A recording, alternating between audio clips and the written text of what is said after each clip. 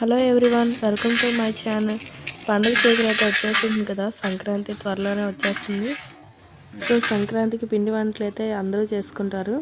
So మేము జంతికలు అయితే చేసుకుంటున్నాం. జంతికల కోసం బియ్యం 1 కేజీ, శనగపప్పు 250 గ్రాములు, దాల్పప్పు 150 గ్రాములు, వాటన్నింటినీ కలిపి ఒక 10 నిమిషాలు వేయించి చల్లారాక వాటిని మరపట్టించుకోవాలి, అంటే పిండి ఆడించుకోవాలి. అలా ఆడించుకుంటే జంతికలు కరకరలాడేలా వస్తాయి.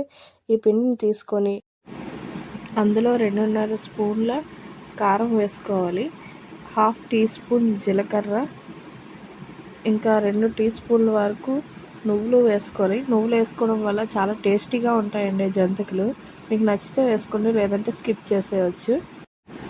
1 టీ స్పూన్ వరకు వాము వేసుకోవాలి. తర్వాత సరిపడినంత ఉప్పు వేసుకొని పిండి మొత్తాన్ని బాగా కలుపుకోవాలండి. అంటే కారం, ఉప్పు, వాము, జీలకర్ర అన్నీ బాగా కలిసేటట్టు పిండి మొత్తాన్ని కలుపుకోవాలి. తర్వాత గోరువెచ్చని నీళ్ళు తీసుకొని ఆ పిండిలో వేసుకొని అది ముద్దగా అయ్యేంత వరకు కలుపుకోవాలి.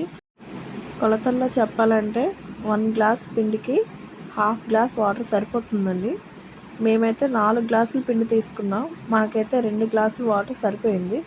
కరెక్ట్ కన్సిస్టెన్సీ వచ్చేసింది. చూడండి, ఇలా ముద్ద బాగా కలుపుకుంటూ బాగా మెదుపుకుంటూ ముద్దగా అయ్యేంత వరకు కలుపుకోవాలి.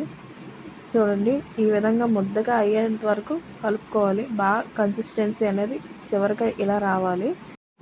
తర్వాత స్టవ్ మీద ఒక కడాయి పెట్టుకొని అందులో డీప్ ఫ్రైకి సరిపడినంత ఆయిల్ పోసి ఆయిల్ని బాగా మరగనివ్వాలి. అలా ఆయిల్ బాగా మరిగాక జంతికలు గొట్టంతో జంతికలు వేసుకొని బాగా కాగుతున్న నూనెలో జంతికలు వేసుకోవాలండి. కడాయి సైజుని బట్టి ఒక 6 జంతికల వరకు వేసుకోవచ్చండి. మేము చిన్న కడాయి వేసుకున్నాం కాబట్టి మాకైతే 4 జంతికల వరకు పట్టాయి ఫ్రై చేయడానికి.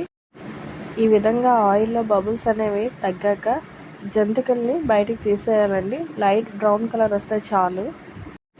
అంతేనండి, జంతికలు ఎంతో క్రిస్పీగా క్రంచీగా వస్తాయి. మీరు కూడా ఒకసారి ట్రై చేయండి, నిజంగానే చాలా బాగుంటాయండి. మీరు కూడా ఒకసారి ట్రై చేసి ఎలా ఉన్నాయో కామెంట్ బాక్స్లో షేర్ చేయండి. ఓకేనా? Thank you. మీకు మా రెసిపీ నచ్చినట్టయితే మా ఛానల్ని లైక్ చేయండి, షేర్ చేయండి, సబ్స్క్రైబ్ చేయండి.